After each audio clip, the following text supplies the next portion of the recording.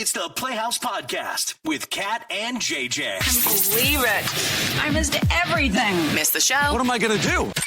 Check out the Daily Podcast. Our favorite moments from this week, including, hooking up with the Maytag repairman. That's all coming up in the podcast. Enjoy, guys. This is how it went down. It was a hot summer day. It was back in June.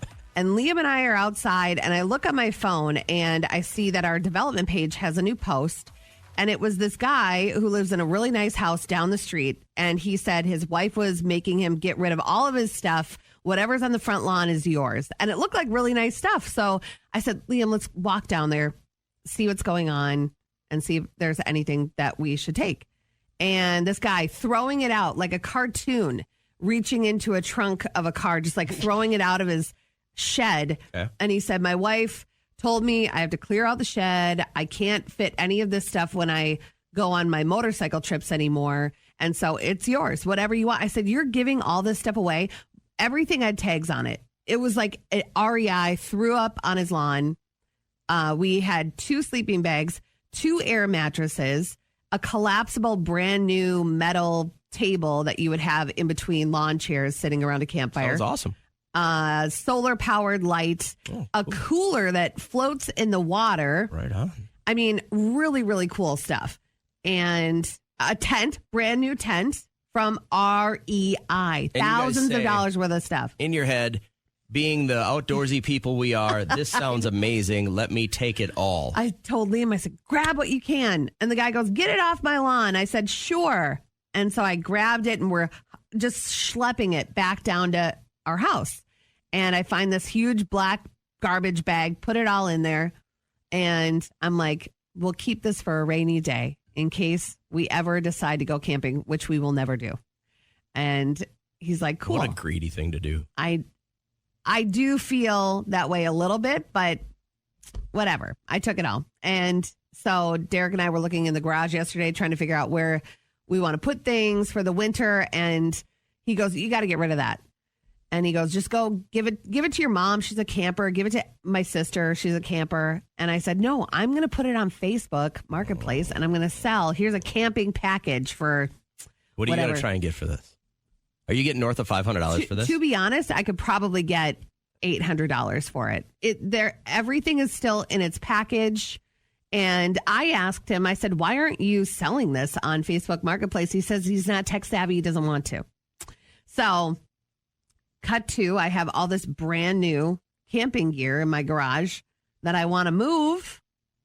Why not make a profit out of it? Derek's like, that's so horrible to do. Take something for free and then sell it for a profit. But I don't think so. The thrifters do it all the time. Whether they find it on the side of the road, fix it up, and then sell it, that's yours now. So I shouldn't be looked at sideways because I want to make a little bit of a profit off this. But this is shady. Justin says, hey, I say finders keepers. Sell that stuff. I would. Thanks, Justin. You're my people. I don't think there's anything wrong with it. I would bet 95% of our audience thinks this is shady. See if that's a supporter. I completely feel like I'm good with this decision, like in my heart. Hey, Jackie, how are you? Hi. I've been better. Kat, I'd really like to talk to you. I heard that you're selling all of the stuff that we gave you. Oh, that was your stuff? No way. Yeah. So I'm trying to understand why you would do something like that. Wow. I mean, so what I was explaining before, like I took all that stuff. Yes. I think in hopes that what if one day we become campers and then Derek, my husband, is like seeing it in the garage in this huge black bag. And he's like, just sell it. And so that's what I was going to do. Right. Yeah. No, we all hope for things, right? You can hope in one hand and poop in the other. Is that the same? The deal is that we were trying to reach out to people in our community that are actually interested and, ready to do things like that. And so just for you to take it and just go ahead and make yourself a little profit is really rude. But that's what your husband said on Facebook. No, I would like our stuff back. Okay.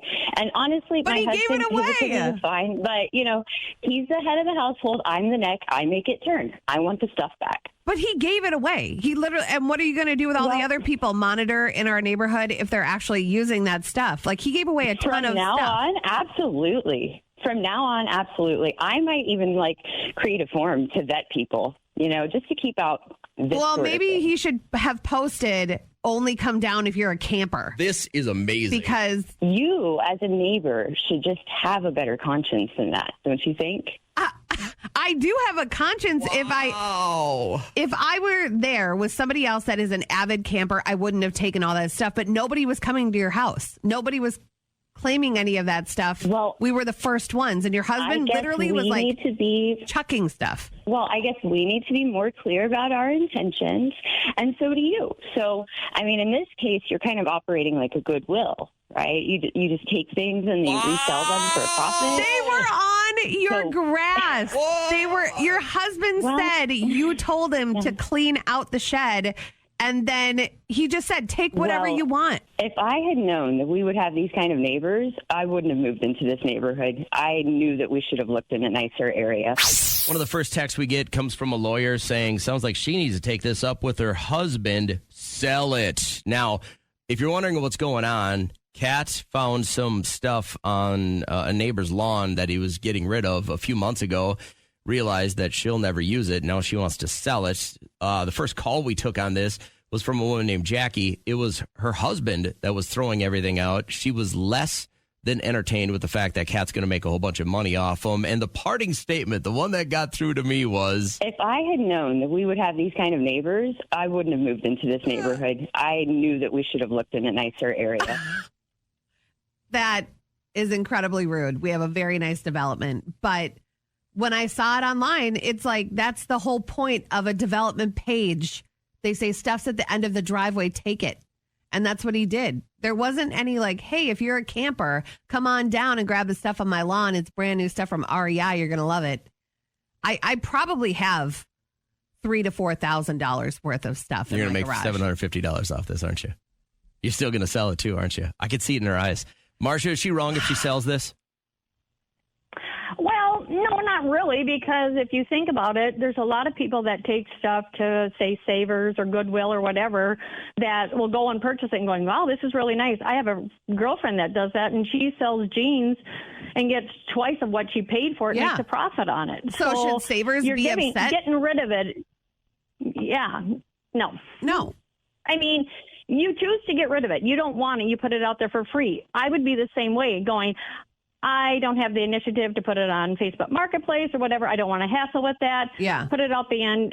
Somebody chooses. No, same thing somebody said. If you didn't live in that development and just happened to come through going, oh, hey, pick it up and then went and sell it, she might not know because you brought it up on the radio. But I got my big mouth. She knows about it. But, well, no, you're just stating what you're going to do. I mean, she can be upset, but it doesn't mean you're not a good neighbor. I know. Thank you. There's other Marsha. things she does that makes her not a good neighbor. So we'll get is to not those true. later. Thank you, Marcia. I appreciate it. Morning, Alex. How you feeling? I'm doing all right. How are you guys? Good, good. Thanks for asking. Is Kat wrong about selling this stuff? I don't think she's wrong at all. Thank you. if this lady had cared as much as she seems to, she would have been the one out there vetting people. Oh, You know, she would have made sure that you were going to use it. And it's not like you took it with the sole intention of selling it. yes, she did. I truly didn't. I don't ever plan to camp. Well, even if you But- did, is that if they cared about people Yeah. selling it, then they would have been out there asking people. If she's that upset, then why wasn't she out at the curb talking to you instead of her husband? And the thing is, with our Facebook page, he was savvy enough to post it on our Facebook page. Why wouldn't he just take photos like normal people and say, this is how much this is, swing on by, put some money in my mailbox and take the item? Alex, you know? imagine if someone like Kat moved into your neighborhood, how horrible you would feel. I am a great neighbor. I'm very quiet. She steals all your stuff and then sells it online. I can't believe it. Hey, thanks for checking in, man. We always appreciate the calls. I got time for one more real quick. Most people are definitely siding with you, Kat. Amy, you think it's okay for Kat to be selling all this stuff for a giant profit? Yeah, definitely. Kat, you're totally busted. I know. Was that great? Oh my God. That was the first That's call we really took. only happened a few times in 18 years that someone's like, hey, you're talking about me right now, or that happened to me. So, I know. But Yeah, but no. He put it on the site, and he put it at the end of right on the grass, and it was every rate for you to take it, and I'd say sell it. yeah. And I literally, everything I think he's being totally rude. everything Totally I grabbed, rude. I would say, like, are you sure? I would just say, like, oh, are you sure? He goes, nobody is around. Just grab what you want. Just take it. He's like, I got to get rid of Yeah. it. And so I was like, okay. Amy, are you in the market for some REIX stuff? Oh, I wish. I love to camp. I wish. All right. Thanks for checking in. We appreciate your thoughts. Have a great day. Bingo. How fun. Last week, someone lost an eye at bingo. Bingo. Bingo what bingo? Bingo. All right, phones are on hold. You can't get through yet. You got to find out what we're looking for this morning, and only the first person through gets to tell you a really cool story. So what are you looking for this morning, Kat? All right. Anyone listening who, for my bingo, had kids that gave you kind of a hard time getting back out there and dating? The Golden Bachelorette. This is going to be the first one. First, we had the Golden Bachelor. Her name is Joan. And she's talking about how she doesn't want to have any regrets from this upcoming season. Her kids kind of laid down the law, though. My kids were so worried about me kissing men on TV, and I pretended that I wasn't going to do it, but I do. Like, you have to kiss. It's part of the Kissing's part of the fun. journey. Like, who cares? Kissing's fun. You should kiss like there's no tomorrow. But they're like, you're old. You shouldn't be kissing on TV. It's gross. First of all, Mom. you're And not like, old. but- How old is she? She's gorgeous. Got to be in her 50s. But her kids are in their 20s. She has grandkids. But I want to know, you got a little kickback from the kids when it came time to start focusing on you and your love life. I'm looking for anyone listening that is converted as far as religion goes. My daughter was telling me about one of the girls that lives in the same kind of housing unit in college with her. And this girl is going to convert. Okay. She was raised Roman Catholic, and she is converting to Judaism For a boy. for a boy. Okay. Now- that is a lot of commitment. So I hope that he realizes how much effort she's putting into that. Yeah, his family says this is never going to go anywhere with this girl unless Oh, she becomes wow. Jewish, and so she's going to. And I was like, well, it's listen, most faith-based religions revolve around a couple of things, and it's just the kind of the details where you get Right. a little bit different. So I just want to know if there's anyone listening who has converted religions. Kat's looking for anyone this morning listening who had a lot of grief given to them by their kids when you wanted to start dating and, working on your own love life, and they were like not letting it happen. Caitlin, which one do you fit? I picked Kat. All right, so you got a lot of static from somebody because you got back out there and started dating again, huh? So it's more the opposite. I was the hard teenager giving my mom the grief for it. Okay. And looking back now, do you have kids now? Like you realize kind of the position Yeah, I she's do in? have kids. Okay. And I'm actually kind of glad I gave her grief, and she thinks the same. Like, my mom had 2 boyfriends in, a span of, a 5-year period that I absolutely could not stand. And, Why? What was so wrong with these guys that you couldn't let mom be happy? as a teenager, I don't know what it was, but the vibe was they just weren't the guy for her. Yeah. And now she's married to my stepdad, and I absolutely adore my stepdad. Yeah, and you had to listen to this is your mom. You love her more than anything, and you had to trust your gut. I have a very good instinct, too, when it comes to people and their personalities and the impact they could have on your life. And I'm glad that she looks back now and is grateful for that. Caitlin, who do you think is a bigger Budinsky, Kat or you? Oh, for sure me. I'm not even going to lie to you. She's proud of it. But that's Badge of probably why honor. Kat and I would get along. Yeah. But mom is happy now, and that was all thanks to you, huh? Well, and she never got married, when I was a child. So, that was a big thing. It was just her and I. So coming from a single mom household, I was like, yeah, no, this man is not for you. This man is not for you. Yeah. And then she met my stepdad, and then he was like, yeah, I love your mom. I want to marry her. And then they got married, and they've been together for 8 years now. That's nice. It's good to hear it end up like that. You know what I mean? Like mom's happy, you're happy, everybody's happy. Most of my friends' parents, they were all married, stayed married, but we had one friend and her parents split up and her mom started dating this guy named Dave. And he always showed his chest hair and he had like jewelry on and stuff. And he was really, really creepy. And a lot of us would be like, are you okay? Like, do you like that he stays over there? She's like, I hate him. And so that's a tricky road. His nickname was Diddy. And Diddy now we're starting to see how this is all coming together. Thank you, Caitlin. Have a great morning. A couple of seconds ago, I heard from Terrence, who is expecting with his girlfriend a baby. And he just found out that she's still kind of secretly smoking. Yeah. He feels out of control, which, I mean, you want her to be growing this healthy child. And if she's sneaking a smoke, somebody had given him a heads up, like, oh, just saw your baby mama smoking. And that would make me very angry. Just to not have any control there. You know what I mean? And he said, obviously, you confronted her and he got really aggressive about it.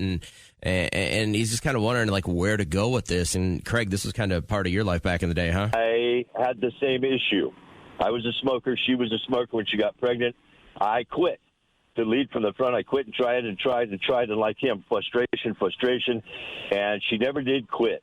Long story short, we didn't stay together long, maybe a year after the child was born. It was a precursor to who she was. Yeah. I hate to say it, but because I'm sorry, I hate to bring it up. It's bringing up old memories, but I should have realized then, because she wasn't willing to think about the baby first, quite frankly, because it's not healthy for the baby. It became an issue later in our relationship of the kind of person she was. So. Yeah, and that's logical. I understand that. Thanks for your call, man. I appreciate it. Kristen, you've been through this from the other side, though, as a mom, right? Yeah, so when I was pregnant, I was actually a smoker. And when I was consulting with my doctor, I was actually advised not to quit cold turkey and to kind of wean myself off. And that's what I did. It took me about, maybe 3 months or so. But I was able to have a healthy baby. There were no complications. My child is fine. So, everything works differently for different people. First off, it's very hard for me to believe that any doctor would say keep smoking and wouldn't give you a different alternative as to try to do it maybe a little bit healthier. But so you kept going for a few months and then finally stopped for the rest of the pregnancy? But it was a process. It wasn't like, just be a chain smoker. But it was, it's difficult, and it can actually create some challenges to stop cold turkey. So it was like, yes, we know you need to stop. Yeah. But let's create a plan as opposed to, creating other challenges by quitting cold turkey. So and as I said, within 3 months, I was able to wean myself off. So the last trimester, part of my second trimester, I was no longer smoking. And again, my child was fine. My doctor said I was still, in good health. I was able to go full term and everything was okay. I just feel, thank you. And I appreciate your thoughts and your honesty with us. I feel like that's abnormal that a doctor would say, hey, you can have a few more today while you're, having a baby. Thinking back as she was saying that, I had a friend, Crystal, who I knew about 19 years ago. She was pregnant with her second son and she was a heavy smoker. And her doctor had said that to her. After she said that, I was like, oh, I remember actually Crystal to not saying quit that, cold turkey? to kind of wean yourself off of them. But she was still like smoking the same amount every single day. And the baby came out, had RSV, had a lot of breathing ridiculous to me issues. that any doctor would say you shouldn't stop before you got in here. Yeah. In no way am I holier than thou, but I do know that if I had a child inside my body that I have the responsibility of growing, that would be enough right there. Hey, Paige, I got a couple seconds to explore your thoughts on this. What are you thinking? Well, I'm a nurse, so we did a lot of baby classes. Yeah. Mm-hmm. And honestly, like she said, this is between her and her doctor. And most of the time, they don't recommend you quit right away. Sometimes they even recommend you keep going through the whole pregnancy if it's less stressful for the baby. How could that be less stressful for the baby, though, to be pumped full of those carcinogens?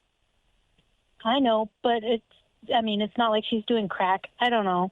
you know, but that's a there weird are a lot of comparison. people where I know, but there are worse things she could be doing. Listen, you're in the medical field. We're not. You have heard that working in the medical field that you are to not have the shock to the baby given the go-ahead to smoke for an entire pregnancy? Maybe that's what I'm not understanding Well, I here. mean, Are you some saying people that? also continue doing like I did. I continued using Ritalin the entire time I was pregnant. They want you to stop some things, but sometimes you can't. You can't stop certain blood pressure medications that might be harmful to the baby, other things like that. But are you saying the explanation is that it's so much of a shock to your system when you quit the cigarettes that could be harmful to the baby? If sometimes, yeah. Huh. I didn't know that was a thing. Well, I do know that when I would try to stop smoking, so I quit smoking 18 years ago, but I remember every time I'd want to stop, you'd get that hardcore cold, you know, and it was like 2 weeks and you're like, this is not even worth it. Then you'd start smoking again and the cold would go away. You know, the crap from your lungs was coming back up. Exactly. So you'd have to, your body was like healing itself, but you're like, this is not worth it. I'm going to smoke again. And you just got to get over that hump, I think. Paige, appreciate your thoughts. We're getting a lot of texts from women that are saying the same thing. My doctor told me to not quit cold Wow. turkey. I had no idea this is a thing. All right. Hey, thanks for the insight, Paige. Have a good morning. Yeah. Thank you. I would have never guessed. I don't think that it's going to make Terrence feel any better because, you know, you want your baby as healthy as possible. And you're playing with the lungs here. My friend's kid has lung issues today. You know, my kid has lung issues, but I didn't smoke. I know that it could be a freak sometimes thing. it's a roll of the dice, yeah. But I mean, if you could do everything in your power to make sure they're healthy, I think you should. I bring you news about a superhero effort in our schools to cheat. So I don't know if you're going to make some enemies today. I'm going to make some kids pissed. Yeah. Because I heard about this and I was shocked by how smart it really was. Now, back in the day, how did you cheat in school? You didn't study, but you would do what? No, you got the side eye. That's it, just glancing. And I would always cheat. My friend Alana was a math whiz, but she loved clothes. And I had clothes. And then I would also... It was a barter system. The guy to my left, Brandon DeShane, loved cookies. And Hans Bakery was right across the street. And I always happened to have 70 cents on me. And I said, listen, Brandon, after school, when you're walking home, I'll buy you a cookie if you can give me all the answers to the science test. I was not... It's going to surprise you. I was not a scholar. I did not take school very seriously. So... Everybody Shame pick on your me. jaws up off the floor. For me, I was really lucky. I'm not like Matt Damon's character quite in Good Will Hunting, but I have a really photographic memory. So high school wasn't a problem for me. I would hear it once and I could retain that information. But there was several people that I knew. One of my best friends in high school had the most immaculate penmanship. Yeah. And he could... it was okay for us to have like a soda bottle in school, and he would take and rip off he'd rip off his Mountain Dew bottle, and then on the inside of it, he could write really, really small, and then he would drink the bottle, and the answers would come out on the backside. I thought that was genius. Brilliant. Well, here's the way, and if you watch some of these 80s movies, you'll see like the kids with the dark sunglasses, they'll pull them off a little bit, and the answers will be on the inside of the sunglasses, like anatomy or something like that. Here's what kids are doing now. And this is your way of either looking the other way as a parent or busting them immediately. Before they leave for school, tell them to kick off their Crocs. What they're doing is they're taking pieces of paper, writing all the answers on the piece of paper, and then taping them to the part of your Croc where your foot goes in. Yeah. And during the test, they just look down and slip their Croc off under their desk, and they can see all the... See? Genius, right? Dirty. Why don't you study? What Because are you kids doing? don't study. Kids don't study. I saw this, and somebody had forwarded me a TikTok, and I wasn't even mad. First off, my kid's not bright enough to pull this off. Second off, does he have Crocs? No, he wouldn't get caught dead in those things. You could do him in any slip-ons, some Berkeys. Right. Yeah. So he'll wear his Birks, And as a teacher, now not only can they not have phones, but you got to tell them to take their shoes off at the door. I think that should be on test day. Yes, shoes at the door. It's going to be stinky, but shoes at the door. And then you just go around. Make sure that you walk right next to them as they take their shoes off. And then you're going to see the one. It's kind of genius, though, isn't it? Yeah. All they do is they take, and they can do it on both sides. Now, think about if you really tried to cram in the answers, and you're only, 2 feet away from your feet when you're sitting in those little desks. Yep. You just slip it off. You look down. You think you're looking at your paper. If you're a Show to teacher your buddy here. if you're in the front of the class, teacher looks at you. You look like exactly like you're studying. All you do is you angle your eyes down a little bit. Yeah. Wow. It's right to be there. honest, I thought you were going to say something like techie, like they figured something out, cracked the code on an iPad or something. But Well, this I'm is, sure a lot of kids still cheat with their phones if the teachers aren't, paying that much attention. Yeah. But this is the new way that they're doing it. Since all these kids are wearing Crocs to school, they're taking the answers, they're taping them to the top of the bottom of their Crocs, so that they can just slide their foot out. Cheaters never prosper, man. First text came in from Becca. I'm a first responder. I walked into a house full of cats. One of them was eating a squirrel in the middle of the living room. So I think first responders probably see a lot more than realtors, only because you're called spur of the moment. You have to be there. Nobody has time, or if they're dying, the effort or capability of cleaning or picking up. We're talking about people that get to go into other people's houses, probably because of your profession. We had taken a call from a guy named Devin who goes in as like the last resort for contractors when they're going to kind of peel everything down. And some of the stuff he had mentioned, the chicken that was left out for days with the maggots and stuff like that. And So there's a show, a deep cleaning show. I forget what channel it's on, but it's like an extreme deep cleaning, and they go in and they clean up even like murder scenes. If a house has like blood everywhere, they have to do that. You don't get paid enough. I bet it's an interesting job, but eventually I think that would just wear on you. It would make me be a clean freak, I bet. Hey, Miguel, how you doing, bud? I'm doing good. Good. This is a couple years ago, huh? You got a story for us? This is like straight out of high school. I used to be a mover for a company that moved military families and everything. Okay. I'm sorry, your last comment about, being a clean freak after that, I definitely was. Yeah. But we went in and started packing stuff for this one family.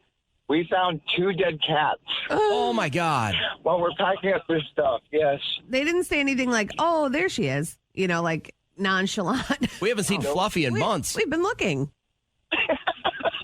What do you do? What do you do at that point? I mean, do you bag those cats up? Do you tell them, hey, your cats are dead? What's the protocol there?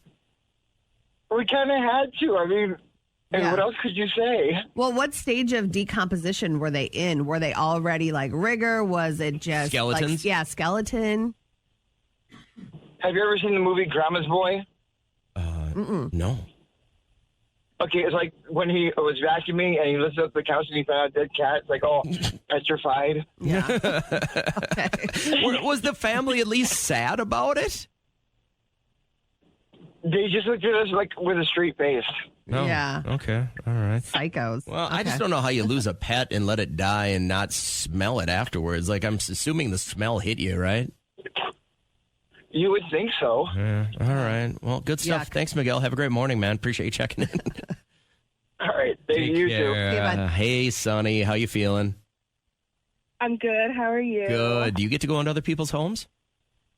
So it wasn't me, but it was my husband a couple of years ago. He was like a maintenance guy at some like college apartments near in St. Cloud. Yeah. And I'm guessing it was like a lot of international people because they just left like all of their furniture, all of their bedding, like literally everything. So I'm guessing they couldn't take that back home with them.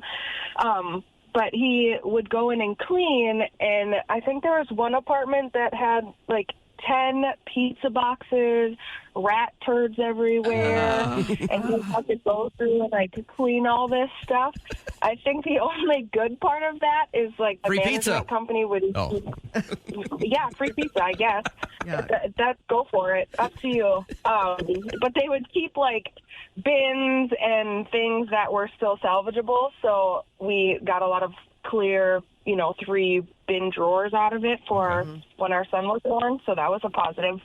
But he would just send pictures, and I'd be like, "Oh, good luck. Glad I'm not you." That would be the play I would do. I was thinking about this, like how would I act if this was my job and I would constantly be sending pictures to other people about the crap that I found in other people's homes. It's hard to get into the headspace, though. Like when you see the therapist talk to the hoarder on the show on TLC, like they're really into that Nike shoebox. They got a lot of plans for it. And it's hard for you as somebody that doesn't think like that. You're like, throw it in the recycling and move on with life. It's like me with my first iPhone. Like I still got all of those. Like it's a just in case. Thanks, Sonny. Have a great morning. Can you help me?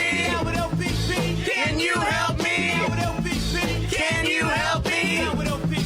Everybody! Other people's problems. We got a lot of text messages, emails saying, hey, what would your audience think of this? And some of them are pretty cool. Some of them are just your dopey little problems. We all have them. But when we saw Sean's text, we're like, dude, we got to talk about this because you got a little dilemma on your hands here, huh? Yeah, I just had a restaurant opening. My cousin opened a restaurant, and we had a few family members over, but let me tell you something, man. The food was gross. Disgusting. I don't know what she had planned, but it was like grilled cheese, Wonder Bread, pasta. Are you the only one, like, out of the family members that are feeling a certain way about the food? Because to open a restaurant, she had to have been complimented somewhere along the lines that, man, you should open up your own restaurant.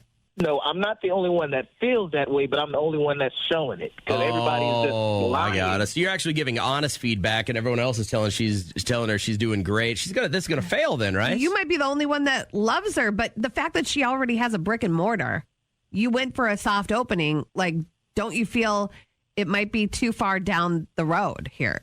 I don't know where you'd go. I do. I think it was too far down, and I don't want to hurt her, but I don't want her to hurt herself in this economy in this day and age. Right. I don't want her to, the business to fail and it affects her finances. Right. So I'm going to put you on hold for a second, and when you guys should start calling in and let us know what your thoughts on this. Would you tell your cousin who just dropped her life savings into a restaurant that her restaurant sucks? I think she needs to know. I know that it might seem like it's too far in, but it's just a soft opening. It's not your business. This is a preference. If you don't like the food, you don't like the food at every restaurant, but they still seem successful, right? I know, but you also want your loved one to be successful. And if you can just say, listen, I think you're not going to get the best press. I don't think people are going to be impressed by this place. You got to amp up the food. How can you do that? And give her something to think about. And then if she doesn't, at least you said something out of the kindness of your heart. Like, you want her to succeed. I work with so many athletes throughout the year, and I've never looked at one of them and gone, you suck, you're never going to hit the ball. I've never done that. It's unproductive. I go, but you teach them how to hit the ball better. Right. You don't and that's have not to what say he's willing to suck. do, though. He's not willing to do that. He's not willing to say, hey, by the way, I had a great idea for this. He's just being like, your Wonder Bread grilled cheese sucks. That doesn't help anybody. I think he needs to say, like, listen, there are certain ways that you can set yourself apart. Like, we had a place right across the street a while back, and they had the best grilled cheese. Grilled cheese is the most simple thing to make, but they had, like, an adult flair to it. So she can just kind of play around with the cuisine. I mean, I'm not going to go for Wonder, but what I could make in my kitchen, So you would say something, though. You would be like, this blows. You're never going to make it. I would not say it like that. I would say, I love you, and I want this to succeed. I think we need to revisit the menu and what you put out. Boy, that's just none of my business. Plus, it's such a crazy time to open a business. Number one, it has nothing to do with my finances or my future. So good for you. I appreciate the fact that you're going for it. Number two, watch your friggin' bobber. That's where I'm standing on this. I want to know your guys' thoughts on this real quick. If you're Sean, do you actually go ahead and say to your cousin, hey, this is never going to make it? Or do you just sit back and let her make her way? You know how many people told Bill Gates, Microsoft's never going to make it? Thousands. Yeah. And the guy's the richest guy on the planet. But a lot of people probably gave him ideas as to how to tweak it and make it better. Don't you think he had people helping him along the way? Yes. And don't give me that haters motivate thing, because that's not the way it works when you're opening a restaurant. How would you handle this? If you were Sean, what would you do? It's OPP. He's got a problem. What do you think? We just talked to a girl named Michaela, who is admittedly hooked up with a lot of service guys, apparently. When I was single, if someone comes in, they're working on your house, they're attractive, then yeah. I mean, one time I hooked up with the HVAC guy. And, I remember that time pretty well. So a lot of movies will start with, oh, I think I heard your TV is on the fritz. And then the next thing you know, I can't have my shirt on for this service. Do you mind if I just quick drapes it over your chair? Getting a lot of stories of people that have hooked up with service people. Now, Brittany, I saw your text, and this is rather unique because you were working in the service industry, but this wasn't with a client. This was with a client, yes. Oh, okay. It was with a client. All right. So what were you doing as part of the service industry? I was cleaning houses back then. Okay. Which is funny because you brought that up earlier. Mm-hmm. So you're in there, you're cleaning the house, you're vacuuming, you're dusting off the, off all the trim and making the beds. And then how does it happen? I want to know the cadence of it. Well, I was just, doing my thing, and I'd catch him looking, just like leaning over a counter or something, just staring at me hardcore. And this guy was super cute, right? Yeah. So I was getting all nervous. And moving rooms, and I just noticed he just keeps staring at me. So I moved to the living room finally. Okay, look, before we get there. You know who else did that? Dahmer. What are you? I would have been very nervous. What are you wearing? Do you have like a little uniform on? Because I imagine this is like little French-made uniform, but I'm guessing that's not it. Yeah. Yes, I had this great duster. No. No, I just had like, cargo capris on, which are hard to find for a girl, and a tank top. So. Okay, so you're in there with your tank top. You move it to the living room. You're still cleaning, but he's watching you. Oh, yeah. So move a little slower, just to see. And then he just starts talking to me, and I don't even remember what it was about. But then he takes the Swiffer out of my hand and just starts going at it. Stop it. That is like the hottest thing I've ever heard in my life. Oh my gosh, it was amazing. It was like one of your grandma's like romance books. So he just like pushed you up against the wall and just started making out with you and like going to town? Yeah, but it was the couch. Wow. And then how did it end? Was it like, thanks for coming, and then he shut the door? Yeah. Yeah, thanks for coming. I didn't even finish, and he gave me $200, so it kind of felt, yeah, a little extra special. You know what he is? Tip. He's a John now. He is not a John. No. And what would have you usually, if you'd have just cleaned the furniture, you'd have gotten how much? It was an hourly rate of $25, so $100. So did he have you back, or did anything transpire? Oh, he kept having me come back. Oh, my God. Most of the time I'd clean, though. Yeah. Oh, my so God. I'm sure that, were you living with anyone at that point? Like a roommate or anything? No, single as heck. Oh, but you do that everything shower, from the eyebrows to the toe knuckles, and you're like, I got to get ready for work the next day? Oh, yeah. Just for that guy. Now, did this happen every time you went back to clean, or just some of the times? Not every time. I think I've only cleaned his house like 8 times. Okay. So it happened maybe 5 out of the 8. Were you catching feelings? No. Okay. No, you could tell that, you know what, this is really shady. I think this guy had a girl who lived there.